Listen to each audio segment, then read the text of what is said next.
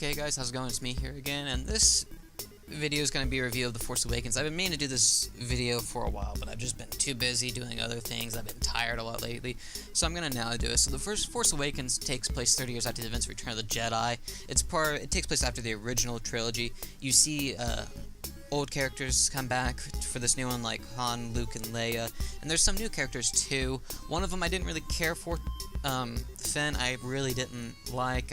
I don't know why, I didn't. I thought the actor was great, it's just I didn't really care much for the character. It might have been because of the whole thing of him trying to kind of, hit on Rey, I guess you could say. He was kind of trying to do that, especially when they first meet, and it's like, it doesn't really belong to Star Wars, but this movie has some things I like. Actually has a lot of things I like, and there's just some very small things that I don't like that I think could have been done differently, because as most of you probably know, it really takes stuff from A New Hope, and I don't really think I need to do that, because there's inspiration, and then there's just clear copy, and I felt like this movie was somewhat more copying A New Hope. But anyways, this movie, as I said, takes place 3 years after Return of the Jedi. The First Order is pretty much kind of the new Empire in this. They are hunting down Luke. They want to kill him, and the only way they can do that is because they have to find a map, because Luke's kind of gone to hiding. I mean, he's kind of, the hide-and-seek champion for 30 years, until he's found at the end of the movie, and he is found in the movie. Now, they're trying to find this map which leads to Luke Skywalker, which I don't know if, Luke left the map or not, or if it's just like, hey, this is where Luke's been seen, it's kind of leading this way, this way, this way, this way, this way, this way, right about here. And I don't understand how this map really works. It's like, why do they need the whole map when, they just look right on this part of the map and be like, hey, this map ends here, this is where he's at. And I'm sure you're thinking, because I've heard some things like the map's too expansive to know where he's officially at, and I'm right here thinking, well, if they have the whole map, isn't it still too expansive, since that small part was too expansive? Because what I was looking at when I saw the map was, there's this long red line leading, on the map, that's leading to where Luke Skywalker's at, and I'm like, okay, so the map, this portion that they have doesn't really give enough information to tell where Luke's at. Because, as people said, it's like, well, the map's too expansive, they can't really tell where it's at, so that's just from the whole, the small part of the map. That small part of the map is showing where Luke's at, but because of the only small portion, the map's too expansive to where he's at in this area, they can't find him. And I'm trying to thinking, wouldn't that technically be the same if the map is whole and put together? Because you're really just going to be getting the direction he went, and that line that you're following still going to be only show where he's at, and that area's still going to be too expansive. It doesn't make sense. Maybe I'm just thinking about it too hard, I don't know. That was one of the things I was kind of questioning, this makes no sense. Plot hole? No, I think they fucked up. But anyways, the First Order's hunting down. Leia sent Poe Dameron, who is technically, I guess, supposed to be the best pilot, and they're the best pilot they have, and it's really shown that he is a very good pilot. And he ends up getting captured by the First Order, and what I found really interesting is that Kylo Ren, who's kind of the new Darth Vader of this movie, ends up doing this new thing with the Force that I've never really seen or read in any of the books before. He kind of stops a blaster bolt in midair, and I was like, oh, that's actually really interesting. That's kind of neat. I like what I'm seeing here with this. And he can even stop anything pretty much in its tracks. I mean, he used the Force to stop many characters in their tracks and kept them still. And I was like, oh, that's very interesting. And so he can do much more. Later they take Poe Dameron and they pretty much Kylo Ren tortures him. I don't know how. It's kind of use the Force to get in his mind and do some stuff. And so, I mean, it's kind of shown that Kylo Ren's just kind of a jerk. I mean, he's kind of true evil. And so, he tortures Kylo Ren because he wants the device, or the location of Luke Skywalker, because before, when the First Order attacked, Poe Dameron put it in BB-8, who's the droid. He's kind of the ball droid. He's the new R2-D2 pretty much. And he puts it in BB-8 to kind of go run away. And so, I will say BB-8's a very interesting droid. I questioned him at first, I was like, but I actually grew to like him. And I kind of felt sorry for him too, because you could tell when BB-8's sad in this movie. And it's just oh, this poor droid, he's just sad. Because he was sad because Poe Dameron. Because Finn, who is the one I didn't really care for in this movie, he's kind of questioning his loyalty, I guess, to the First Order. And I guess he's kind of always been scared because they had completely destroyed that village that Poe Dameron was in, so he kind of wanted out, so he ends up helping Poe Dameron escape in this movie, and they kind of hit it off real quick. I was like, oh, wow, okay, so they're brothers now? And so he needs Poe Dameron, because he needs a pilot to escape, and Poe Dameron knows, or not Poe Dameron, but Finn knows how to get out, and they're going to take a TIE fighter. And so they end up getting shot down. And so the First Order ends up trying to figure out who it is, and Phasma, who I question, it's like, everyone's like, oh my god, Phasma's gonna be awesome in this movie. And I'm just right here thinking, because everyone was upset by Phasma in this movie, and I'm just like, I really wasn't upset by Phasma in this movie, because I wasn't expecting much from Phasma in this movie. We only saw Phasma walk in scenes. Phasma looked cool, her armor looked cool, but it's like, other than that, I wasn't expecting much from Phasma. And so, the First Order ends up, like, they have, like, this chamber in the Star Destroyer, or I guess it's technically on Starkiller base, I guess you could say. And at first, this is where, Supreme Lord Snoke is introduced. He's kind of the Palpatine of this movie. And so, these were actually some of my favorite scenes in this. I don't know why, but it's where Kylo Ren is talking to Supreme Lord Snoke in this, like, giant chamber, I guess you could say. And it's kind of similar to Darth Vader's chamber in the original trilogy when he talks to Palpatine in the hologram. And at this point, I thought, like, Snoke was, like, giant. I was like, is Snoke really giant? Is he? And I was kind of like, okay, cool. I was like, I don't mind this. But then it turns out it's just a hologram. And I was like, oh, okay, he's probably not actually that big. So, and a lot of people seem to think the same thing when they first saw it, too, because that hologram looked way too good. But, anyways, the First Order ends up finding out where the map is to Luke Skywalker, so they end up attacking them. And the whole thing, obviously, again, revolves around a droid, kind of like A New Hope. And I'm just going to call out everything that I feel similar to A New Hope, which I've been doing. And so, Finn and Rey end up meeting up, and they end up getting attacked by the First Order, because the First Order is going after them and getting the droid. And they end up escaping on the Millennium Falcon, and I will say, there's a lot of really good visuals in this movie. I thought this little chase with the TIE Fighters chasing the Millennium Falcon, I thought it was done really well. Kind of like in the beginning of the movie, when probably one of my favorite scenes is when the Star Destroyer kind of comes over this planet you're seeing from the underside. It's all dark. I thought this looked great because it kind of shows the transports coming out of the Star Destroyer. But going back to Millennium Falcon, I thought this was really well, and this is kind of where I started questioning who, like, the Jedi of this movie is. Like, everyone thought it was Finn, but it's like, I'm starting to think it's Rey, because, again, a lot of other people really quickly called out similarities between this movie and really called out what was actually happening in this movie, because when they're actually chasing the Millennium Falcon, comes a point when the gun kind of just gets stuck because it ends up hitting something. So Rey does, like, this little, like, flip, and it, like, shows the underside of the Millennium Falcon, and they quickly shoot the TIE Fighter. And then, of course, after that, they end up going into space, and they're kind of floating, and they end up talking. It's like, how did you do that? It's like, I don't know, it just kind of happened. I was like, she must be the new Jedi of this movie. She has the Force.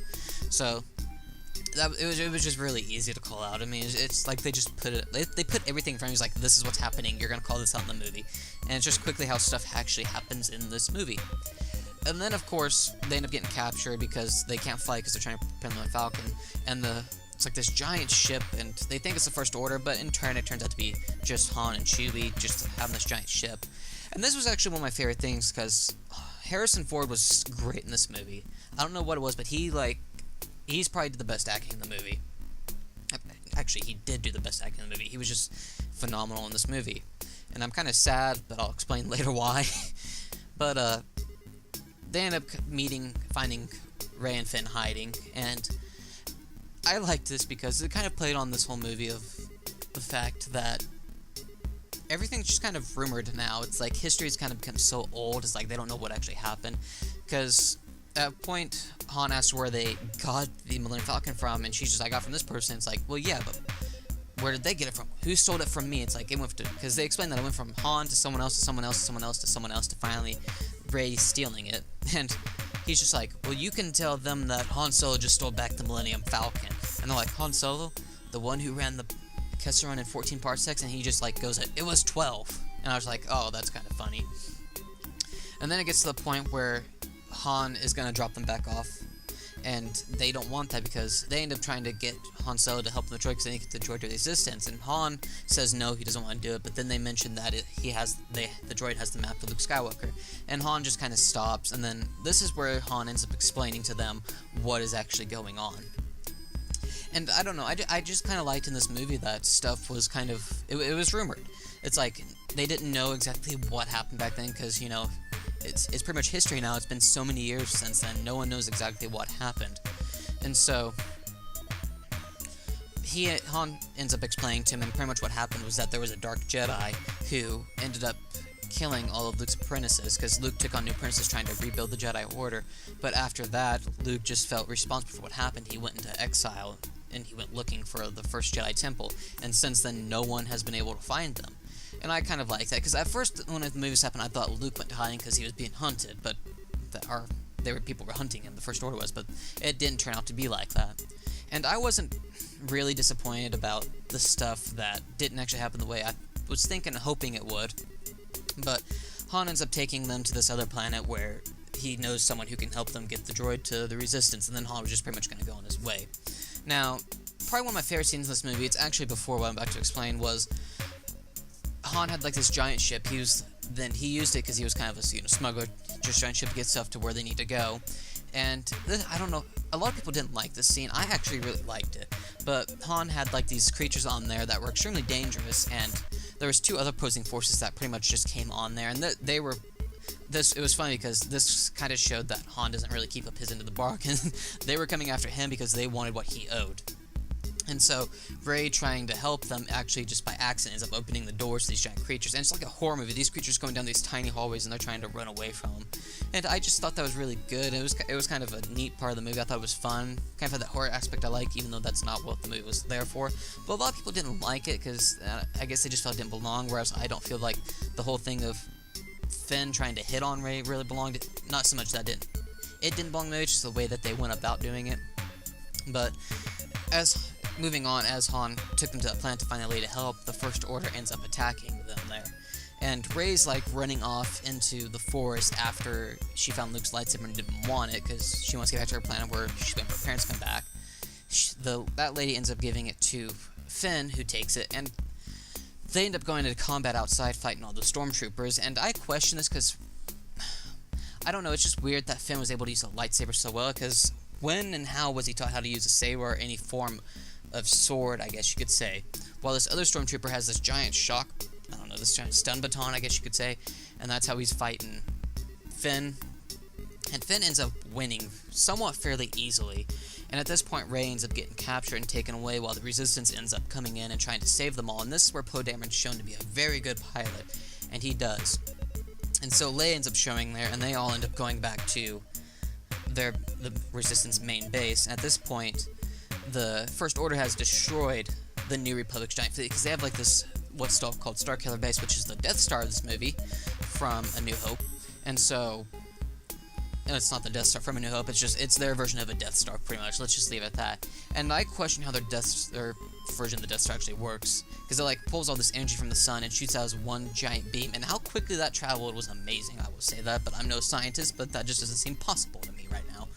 And so, the beam just goes and like breaks off and destroys like 4 New Republic planets at once with their fleet. So the Resistance has no fleet to fight with, really, besides there's just standard fighters. And so Han, Finn, and Chewie end up going to the Starkiller base to pretty much save Rey and destroy it from the inside, take out the shield generators from the inside so the Resistance can come in and destroy it. And they end up coming across Phasma, and this is hilarious. This is one of the things I actually found funny, but along with the 12 parsecs thing, is that they end up finding Phasma, and Finn apparently just hates Phasma, and so he's like, what should we do with her? And he's just like, is there a trash compactor? And Finn's just like, yeah, there is. So I'm assuming it never showed up. I'm assuming they threw Phasma down the trash compactor, and at this point, Kylo Ren had already tried interrogating Rey, and it didn't work because she has the Force, and she uses the Force Command as a mental barrier, and so that angers Kylo Ren. He goes and talks and kind of like screams or yells at Supreme Lord Snoke that she knows the power of the Force, and Snoke is just keeping his cool and everything and just like explaining to him what needs to happen. And so, since it didn't work out, Kylo Ren wants more time because he can't get the information from Rey, and so it kind of proved useless, especially since they didn't need the droid anymore, according to Kylo Ren. Rey ends up escaping using like the Jedi mind trick to get the trooper to let her go and leave the door open and leave, and that's supposed to be Daniel Craig. That stormtrooper that was Jedi mind tricked is supposed to be Daniel Craig. And so the Jedi mind trick eventually ends up being successful after a few attempts. She ends up escaping, and Kylo Ren ends up coming back in there. He ends up just destroying this room because out of anger, because as seen prior in the movie, he has some serious anger issues.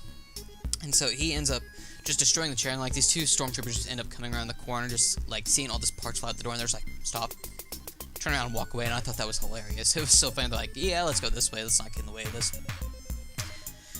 And so Han and them end up coming across Rey, and they end up escaping, but Han sees that the Resistance isn't doing so because they showed up trying to destroy it, but they're not being very successful. So Han ends up like having everyone kind of separate into groups of two and placing charges around the place, and they do that, and they end up Han ends up finding Kylo Ren, and this is where it's just kind of sad because Kylo Ren, in order to go and further become more to the dark side, ends up killing Han Solo and like pushing his body down this giant gaping hole, which I thought, really, you had to do that? You could have at least been somewhat like emotional that it happened. Like it's like, I just did that, but it's for the dark side, I swear. That's not how it was. And I found it very interesting because at this point they did like a little interesting technique where it showed Han and Kylo Ren kind of on this long bridge, and there was like light from the sun beaming down, showing representing somewhat the light side, and then it just ends up going dark, like representing the dark side, and then Kylo Ren stabs Han. And that's where it's revealed that Han and Kylo Ren are related, because Kylo Ren is the son of Han and Leia. Kylo Ren is the one that ended up destroying Luke's new Jedi temple and apprentices, and that's because that Kylo Ren went to the dark side and Luke wasn't able to, help them. Luke felt responsible for it and ended up going into exile and finding the first Jedi temple. And so, out of anger, Chewie ends up shooting Kylo Ren very badly and ends up detonating the place. And Chewie, this kind of just disappears for a little bit, but it's shown that he escapes.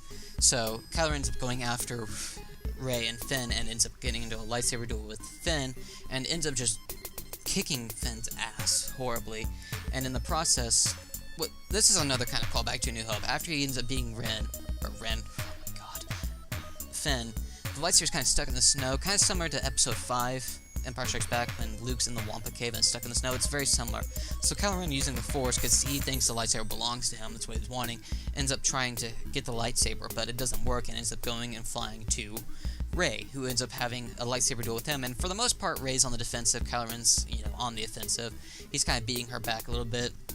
And they come to like a point where they're like lightsaber locked in a stalemate, and he ends up mentioning to Rey that she doesn't know the way of the Force and that he could teach her. But she ends up like closing her eyes, calling to the Force, and somehow, I don't know, I get she was using the Force, ends up just kind of beating his ass here and ends up destroying his lightsaber.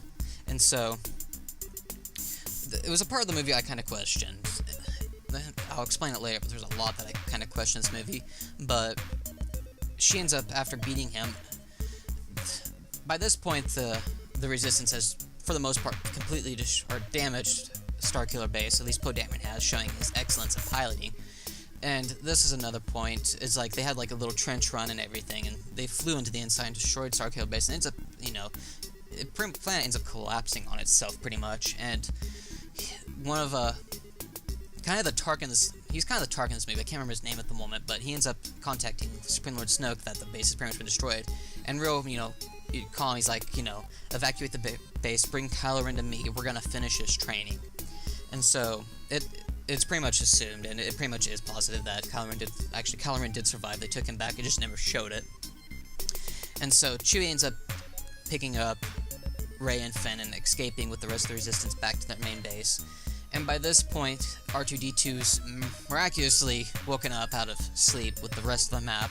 So they put the two maps together, one from BB-8 and the one from R2-D2. They put them together, and they end up sending, I don't know why, really. They send Rey, and I understand Chewie and R2-D2, but Rey went along, I'm assuming because she could pilot the Millennium Falcon. But they ended up going to the place where Luke Skywalker's at, which is technically the first Jedi Temple, because no one knew where it was at, because that godforsaken maps, they could somehow, miraculously, for whatever, they were able to tell where he was at, or they needed the full map for whatever reason to see where he was at. And so they end up basically going there, and they find Luke Skywalker. And Mark Hamill had no lines in here, it's just Rey and Luke kind of just stare at each other for like the longest time, no man, and the movie just closes. I, for one, didn't really like the end of the movie. It's just, I don't know, it just seemed kind of somewhat anticlimactic to me. It seemed like a good closure to the movie, just them standing there just staring at each other like, yep, I'm Luke Skywalker, you're here with that lightsaber, apparently I gotta do something again. But there was much about this movie that I liked and that I didn't like. I've kind of said a lot that I didn't like was that there was a lot from A New Hope, like the lightsaber stuck in the snow scene, the fact that the movie went from a desert planet to a forest planet similar to Yavin, if base might be on Yavin, I don't actually remember. And then, of course, the whole thing of Starkiller Base being the Death Star, they had a similar trench run to A New Hope. Han Solo's death seemed very much like Obi-Wan Kenobi's death in Episode 4, especially with, like, 2 people off in the distance watching. And then, of course, there's the whole thing of Supreme Lord Snoke being Palpatine, Kylo Ren being the new Darth Vader. Rey was, for the most part, Luke Skywalker in this movie. Very similar. She lived on a desert planet, and she was pretty much a kind of scavenger. Luke lived on a desert planet, but he was much more of a farm boy, as it's said many times in the expanded universe. And I was like, really? It's like so much similar between the two movies. It's just like, really? And then, of course, Starkiller Base gets destroyed just like the first Death Star did. And I was like, so much is A New Hope. It's just kind of sad in a way. Of course, there was much. I really liked the movie. Visually, it was great. I thought the script was great. A lot of the acting was good, although I didn't really care much for Finn.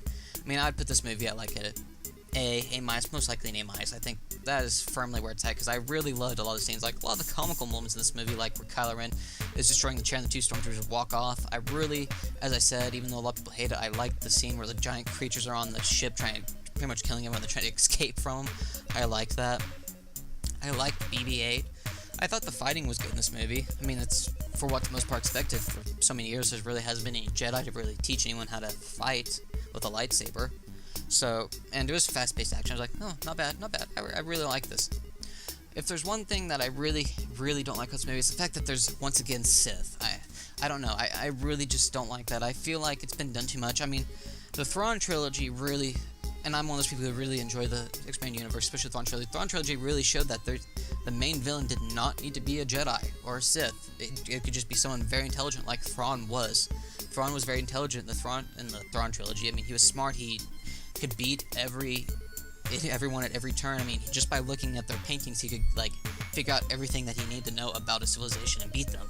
It was just shown, because the New Republic and Thrawn trilogy could not beat Thrawn, whereas in this one, it's just kind of like, it's Sith again, and the Resistance has a chance to actually beat them, because they're somewhat predictable, whereas Thrawn you couldn't necessarily predict. I mean, if you did predict him, he's like, oh, well, I'm going to predict you now, because you predicted me. And it's just like, Thrawn knew, like, he was scared. The New Republic feared Thrawn, whereas, like, it's the First Order, like, Han Solo, I didn't really get a thing that, you know, they feared the First Order, whereas Leia's like, they don't really come across the fact that they fear the First Order, they just fear the giant weapon, which is now destroyed.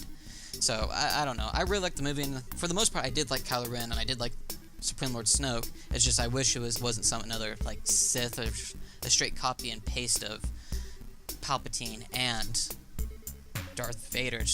But overall, I thought Adam Driver did great, so I really like the movie. I'm looking forward to the next one. I just hope it's not a straight-up copy of Empire Strikes Back, but that's just me. Tell me what you thought of it, if you liked it, if you didn't. Leave it down in the comments, and I will see you guys next time.